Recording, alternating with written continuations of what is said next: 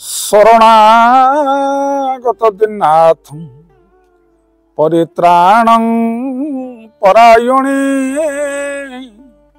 सर्वसाते घरे देवी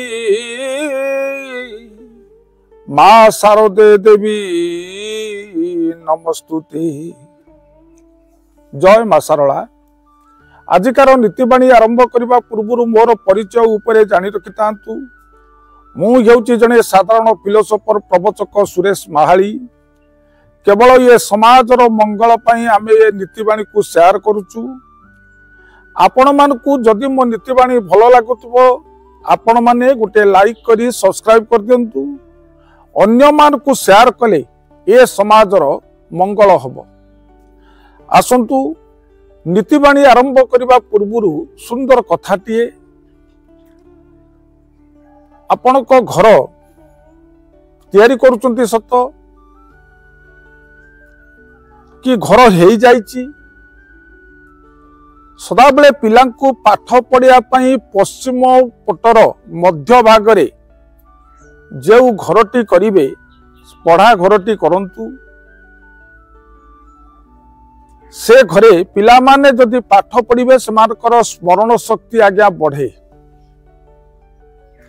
पश्चिम पट मध्य भागरे बुद्धंकर सदा सर्वदा आखि रही थाए। बुद्ध होउचंती बुद्धिर प्रतीक। पश्चिम पट मध्य भागरे पढ़ा घर कले पिला मानकर स्मरण शक्ति बढ़े एवं सेमानकर बुद्धि ज्ञान भी बढ़े। एवं पिला माने जेतेबेले पाठ पढ़िवे सदा सर्वदा उत्तर पूर्व मुखा होइकी जदि पाठ पढ़ंती सेमानकर स्मरण शक्ति बढ़िबा को लागे एवं जहा पढ़िवे शीघ्र ताहा ये मन रही जाए।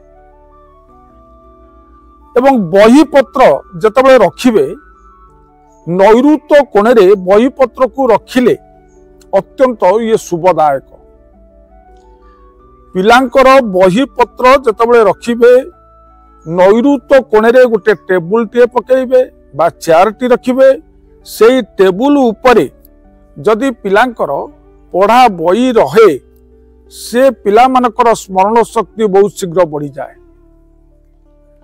एवं बही की केते बेले एणे तेणे बिछाड़ी की ये पकाइबो नहीं।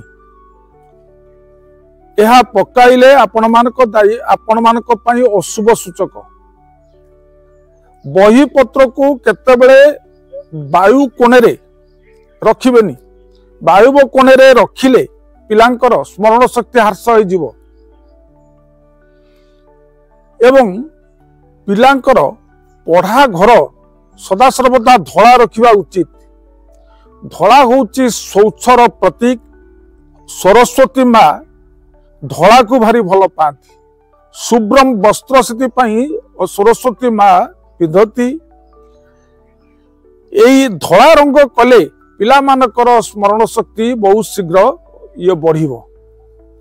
एवं घरर कबाट दुई फालिया जदि होइतिबो पिलांकर ज्ञान शक्ति बुद्धि शक्ति स्मरण शक्ति मध्य बढ़े।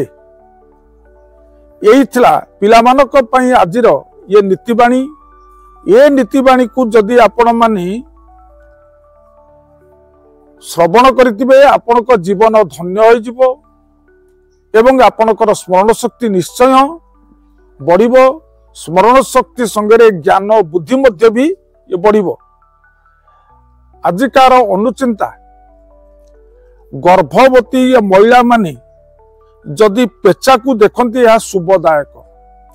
गर्भवती महिला माने जदि पेचा देखती यह होची शुभदायक। एतिकी कही मोर नीतिबाणी अनुचिंता को परिसमाप्त करुच्ची। प्रणाम। जय जगन्नाथ।